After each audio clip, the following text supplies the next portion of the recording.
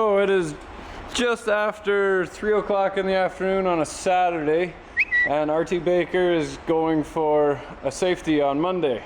It's Memorial Day in the States, so the owner's a trucker, so he's got Monday off, so he wants to take it in for safety. Still got quite a few things to do yet, but not everything has to do with safety yet. But if I'm gonna get it running anyway, there's a car show in Dunnville. I'm gonna see if I can get it running on the road and bring it to the car show on its maiden voyage. Hopefully it's not puking oil or not shifting or something, but car show usually from about 5 to 8, so I figure I'll go there around 6:30. I got 3.5 hours to do all that stuff, so here we go. Put LED lights for the blinkers, and I got the bars in the back here for tail lights and turn. I got to build the bezels around it yet, but this is a flasher unit, and it works on resistance from the bulbs. So if there's less bulbs, there's less resistance, and your flasher goes quicker. Basically, that's to tell you that your flasher's out. So because it's LEDs and they don't take as much current or use any amperage, your buzzer goes like and then burns out. So we don't need that anymore.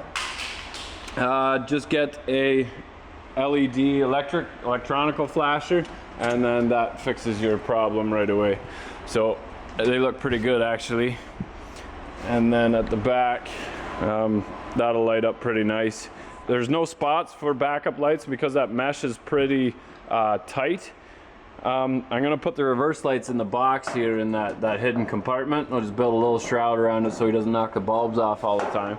And it'll kind of light up the box. If he wants backup lights, he can drop the tailgate down and back up. But another little extra thing. I gotta keep going because it's almost 6 o'clock. Here we go. The battery clamps, I can hide that with vice grips to the show. The taillight covers, not gonna be able to do it. The steering console, not gonna do it. The fuel cap, I think I have enough fuel to make it to town. So I just need to do the hole in the floor, clean the windshield, and the back bumper's gotta go on. So I think I can do it. Got her done, even cleaned the windshield a little bit. I had to do one little weld on the floor, cover up the plate, but I think I can go. So I'm gonna put the GoPro on it, I think, maybe at the other place. So I'm gonna pick up a buddy, so I'm gonna go there first. So I just had to weld that little patch on the floor quick. Yeah, first maiden voyage, as long as it shifts, I think we're okay.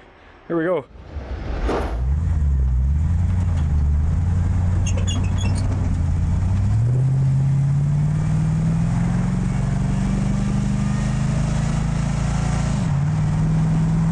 Second gear.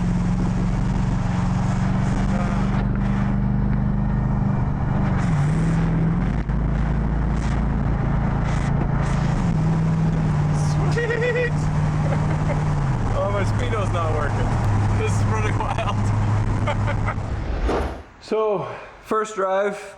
I absolutely love this thing. The right front caliper was sticking, so it was smoking.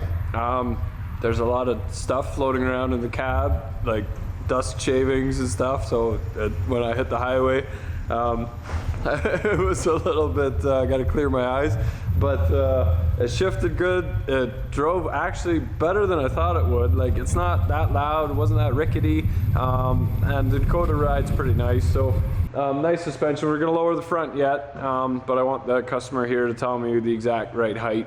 But very, very happy with this. It's like a big weight's kind of lifted off my shoulder because this project was pretty daunting when I first got it with the wiring and everything laying on it. In all theory, this thing shouldn't run, but it's running and it runs great, so I'm really happy with it. I still have to put the ramp in the back, and I gotta build the cover for the steering column. A few things. It's going for safety on Monday and it's ready to do that. We'll let that mechanic fix the brakes. That's fine. I got to give him something to do too, and I think the customer is going to love this one. It will be here for the open house. He is more than likely going to cater it, but very, very happy with how this one turned out. So I guess he's getting a bike built right now too, and it's just about done.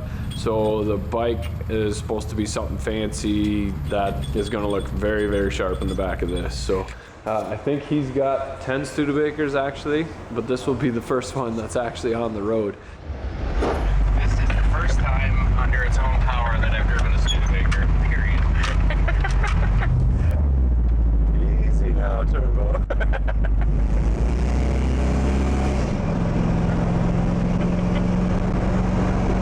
I have to check my mirror 3 times if it's not there.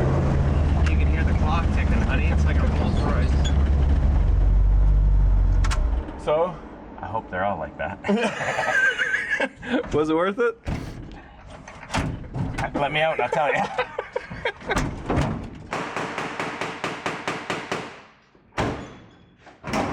Some slight mods. You know, the Studebaker's packing heat with this many coolers and fans. I am so tired. These fans are just off a Caravan or a Venture or something or other, but if you hook them up backwards, they push instead of pull. These are the only fans we could find that didn't suck. The wiring harness is off a V6, which has electric fans, but the original engine had the viscous fan on it. So what I did to make these fans come on, because they weren't coming on with whatever sensor turns it on, but my fuse panel did have a fan relay, so you don't want the fans running the whole time either. So instead I just jumped it from the fuel pump relay. So when your fuel pump is on, the fans are on. So when you turn the key on, they kick on for 2 seconds and then shut off. And then when the truck is running, they're running all the time. So it seems to work pretty good. Haven't popped any fuses yet, so and the power is still there to turn that relay on, and the wiring harness is all there. So yeah, here we go. We got our fans working right, the tranny cooler's working right, all the interior stuff is in. You got door panels. I still have to put the console cover on there, but I want the safety to see all the steering that's been done. We got our fuel cap here to fill her up. That looks nice. The exhaust is too close to the output shaft sensor. It's really delayed shift, and I think one more ride and the sensor's gonna go completely. So we're gonna load her up. Then it's going for a windshield on Monday, safety on Tuesday, and their big festival coming up this week in car show. The owner's hoping to take it there. Good old Mutt Cat. It's actually a pretty fun festival here in town, so here we go.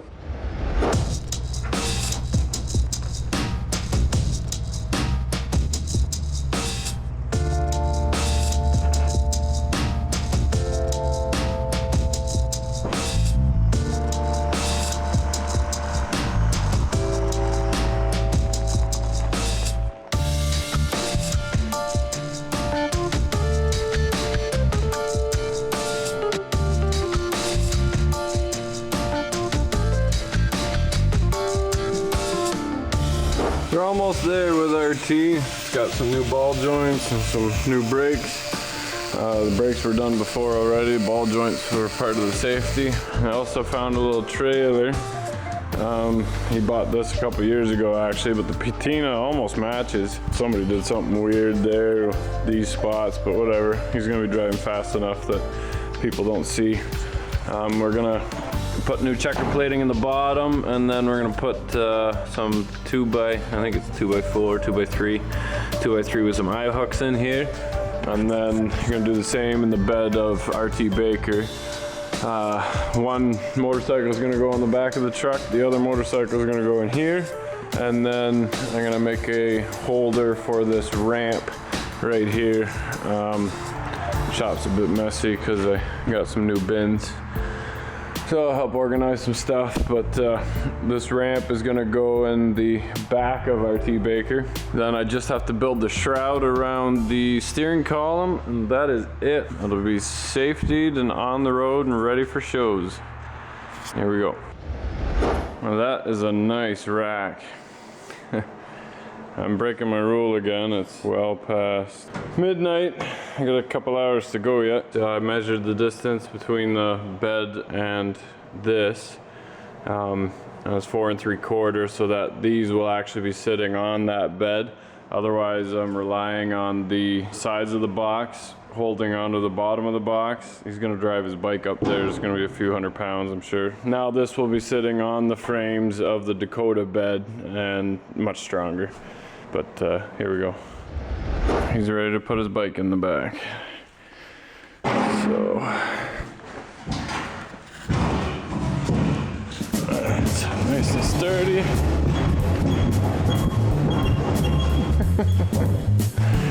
Nice. A little steep, but that's the full length of the box, so 6 feet. But I think he'll be all right. Here we go.